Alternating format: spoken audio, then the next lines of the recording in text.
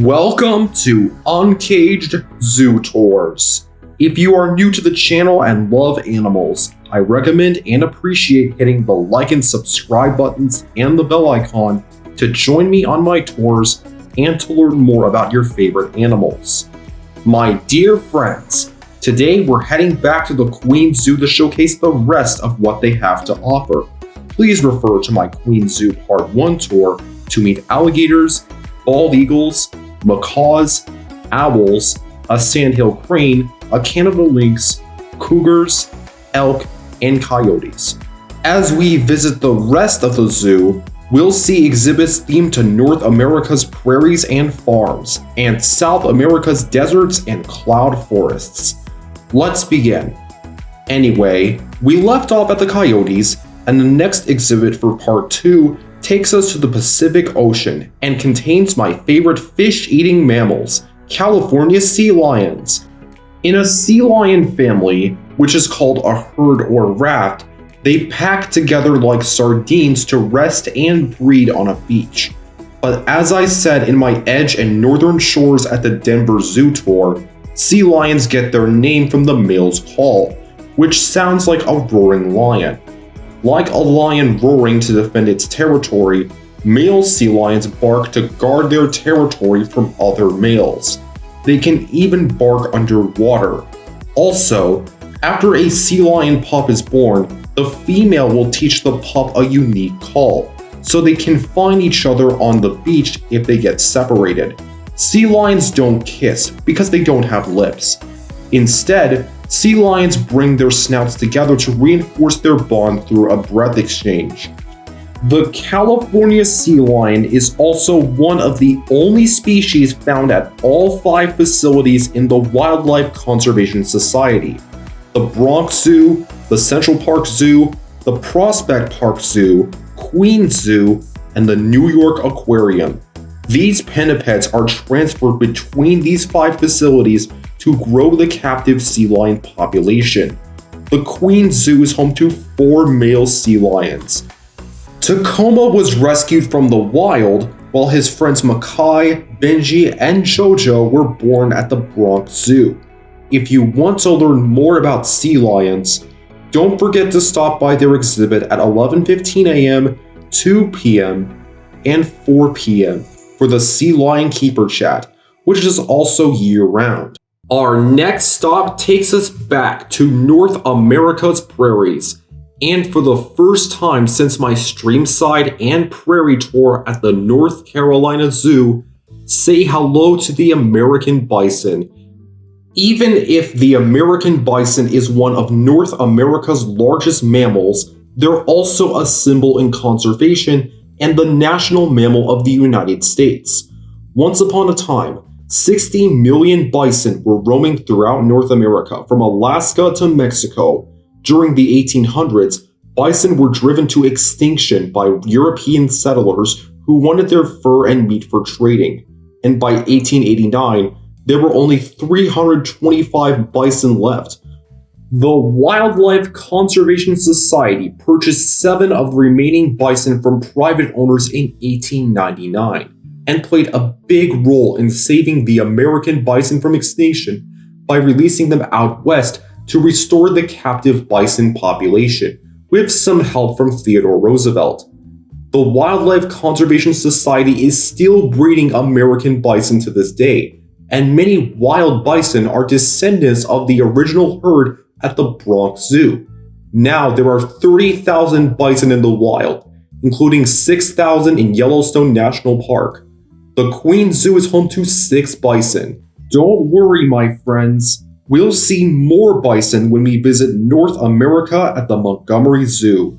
The next exhibit takes us to the cloud forest of South America. And for the first time since my Expedition Peru trek of the Andean bear at the Nashville Zoo tour, we have southern PUDU. In that video, I said they were the world's smallest deer, but their babies are even smaller. Southern PUDUs have a gestation period of 7 months, and a baby PUDU can weigh 20 ounces, equal to 4 hamsters. Like other deer, PUDU have spots for camouflage, but the spots disappear once they reach adulthood. PUDUs remain with their mother for 8 to 12 months before they become independent, and are usually solitary and territorial. In fact, males and females will fight with other PUDUs of the same sex that enter that territory. PUDUs are also crepuscular, meaning they are most active at dawn and dusk. They make trails and tunnels through the forest undergrowth as they forage for leaves and fruit. And like other deer, male PUDUs shed their antlers, not horns, every year. But unlike elk, male PUDU have short and spiky antlers. Our next stop features an animal from the deserts of South America, and it once contained bald eagles, but is now home to Chicoan peccaries. Compared to their collared peccary cousins, the Chicoan peccary is a little larger, but it's also the largest of the 3 subspecies of peccary. Unlike pigs, peccaries have smaller ears, black tusks, and like most of the other animals at the queenszoo, are native to the Americas. Like their North American cousins, Chicoan peccaries help plants grow by spreading the seeds they eat through their poop and on their fur as they travel through their harsh habitat. A peccary's favorite food is cactus. To prevent from getting a mouthful of spines, peccaries roll the cactus on the ground with their snouts, which removes the spines. I'm more of a pizza guy myself, and I would probably get my mouth full of spines if I tried eating a cactus. From the deserts of North America are burrowing owls, which were giving me the death stare. Sorry for interrupting your sleep, but these owls also live with thick-billed parrots, which I didn't see. If you want to learn more about the thick-billed parrot, please refer to my Arizona trail at the Phoenix Zoo Tour. One of the first or last exhibits you might see on an actual visit contains another one of South America's hidden gems, the Andean bear. Like the southern PUDU and a bunch of animals I previously showcased, the Andean bear is mostly solitary, but sometimes they come together in groups to find food or to mate. In this case, male and female pairs stay together for a week during the breeding season. After cubs are born, they stay together with their mother for 8 months. Andean bears mainly eat plants, fruit, cacti, berries, flowers, and grass, but 5% of their diet contains rodents, rabbits, and birds.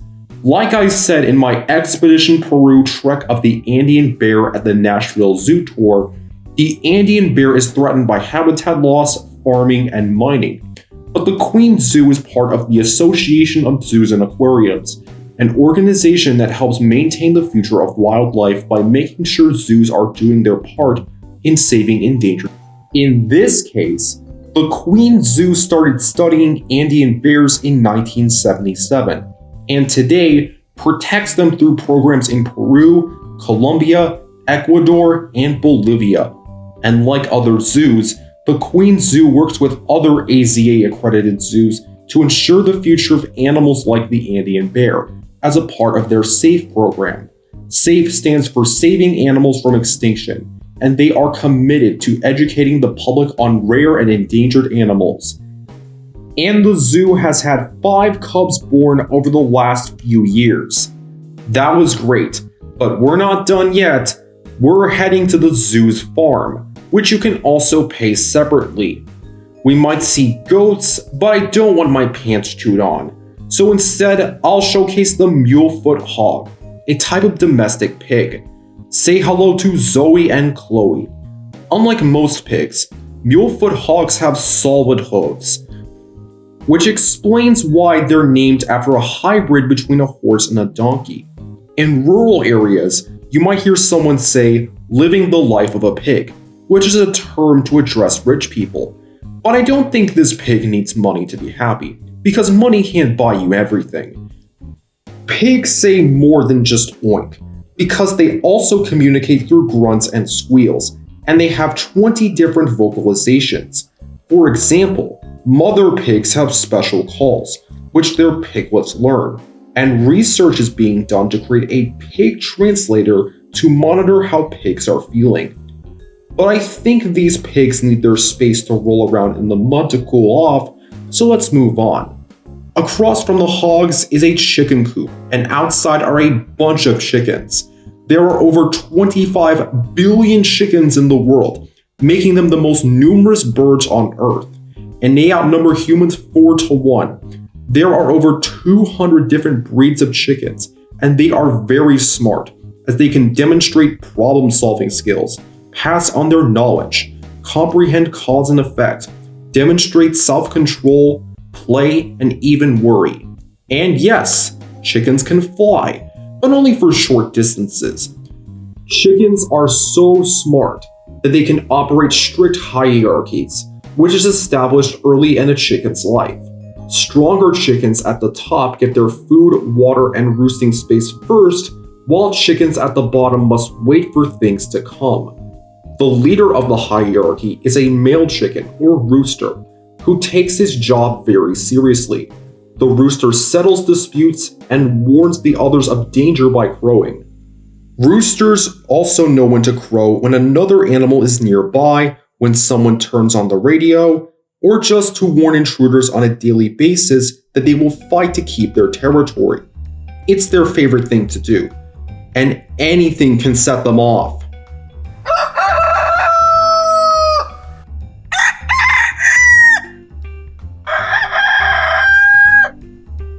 Other animals you might see on this farm are sheep, llamas, alpacas, donkeys, and rabbits.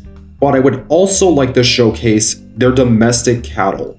There are over 800 breeds of domestic cattle. Cattle were first domesticated in Western Asia around 10,500 years ago, and some, like the Scottish Highland cattle, have been domesticated for food, while others, like the Holstein cows, are bred for their milk.